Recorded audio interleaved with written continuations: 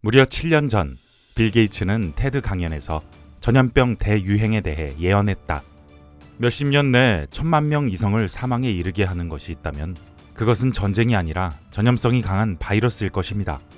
빌 게이츠의 예언이 정확하게 적중하자 그의 강연은 코로나 팬데믹 이후 화제가 되며 조회수 4,300만 회를 넘었다. 하지만 빌 게이츠의 예언은 우연히 나온 것이 아니다.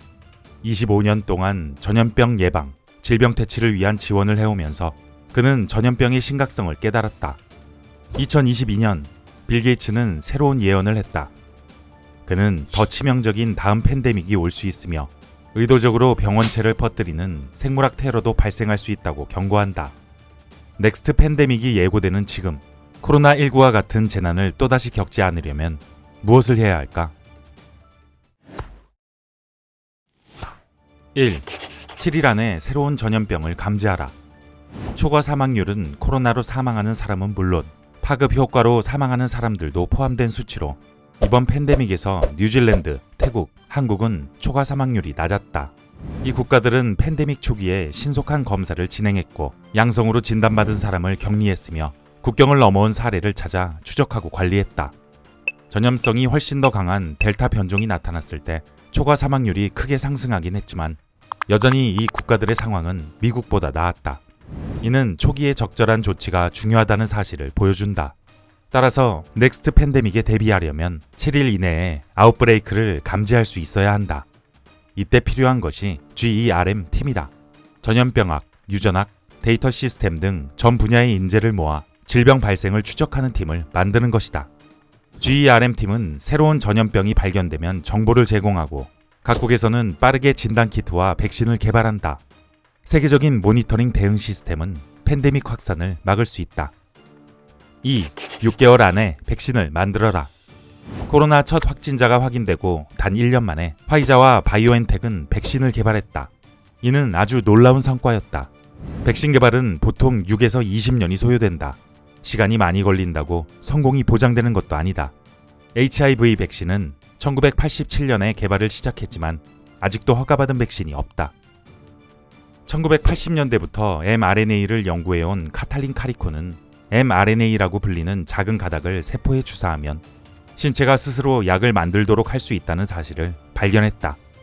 다른 연구자들은 카리코의 연구를 통해 mRNA 백신도 만들 수 있을 것이라 생각했지만 카리코의 연구는 재정적 지원을 받지 못했다. 많은 고비가 있었지만 그는 단념하지 않았다. mRNA 백신 연구를 계속했고 코로나가 시작되자 백신을 만드는 작업에 착수했다. 몇 주 만에 mRNA 백신을 만들어냈고 덕분에 수십억 명의 사람들이 코로나 백신을 접종할 수 있었다. 그가 금전적인 어려움으로 연구를 포기했다면 코로나19 백신 개발에는 더 많은 시간이 걸렸을지도 모른다. 질병이 팬데믹으로 전환되는 것을 막으려면 6개월 안에 충분한 양의 백신을 만들고 전 세계 모든 사람들이 접종할 수 있어야 한다. 그러려면 다양한 바이러스와 병원체에 대한 기초 연구가 계속되어야 한다. 연구를 위한 자금 지원도 필수적이다. 미래의 어느 날 출현할지도 모를 질병에 대해 미리 대비하기란 쉬운 일이 아니다. 하지만 지금의 투자가 미래의 수백만 명의 생명을 구할 것이다. 3. 질병 모의 훈련을 하라. 군은 전투 준비를 확실히 하기 위해 대규모 훈련을 한다. 공항은 비상시 대응을 확인하기 위해 연습을 한다. 학생들도 소방훈련을 받는다. 하지만 팬데믹에 있어서는 이런 준비가 하나도 되어 있지 않았다. 가장 작은 적의 공격에는 대응을 준비하지 않은 것이다. 2018년 8월, 베트남은 팬데믹 모의 훈련을 실시했다. 54세 사업가 역할의 배우가 마른 기침, 근육통을 호소하자 의사는 메르스 감염 가능성을 확인하고 환자를 격리시켰다. 곧 신속 대응팀이 병원과 남자의 거주지에 도착했고 환자의 목에서 표본을 채취해 검사를 하고 확진을 내렸다. 베트남은 이 훈련으로 문제점을 확인하고 개선했다. 모의 훈련은 자연적으로 발생하는 병원체에 대비하기 위해서도 필요하지만 생물학 테러에 대비하기 위해서도 꼭 필요하다. 1990년대에는 옴 진리교 교도들이 도쿄 지하철에 살인가스를 살포해 13명을 죽였다. 2001년에는 탄저균 공격으로 5명이 사망했다. 오늘날 가장 무시무시한 무기가 될 수 있는 천연병원체는 천연두다. 천연두는 공기 중으로 빠르게 확산되고 사망률이 높다. 천연두가 퇴치된 후 백신이 중단되었기 때문에 더 이상 천연두에 면역을 가진 사람도 없다. 아직은 생물 무기를 이용한 대규모 공격은 없었지만 가능성이 전혀 없는 것은 아니다. 하지만 모의 훈련으로 모두 함께 대비를 한다면 팬데믹의 두려움 속에서만 살아갈 필요는 없을 것이다. 코로나19로부터 배운 것, 그리고 미래를 위한 액션 플랜.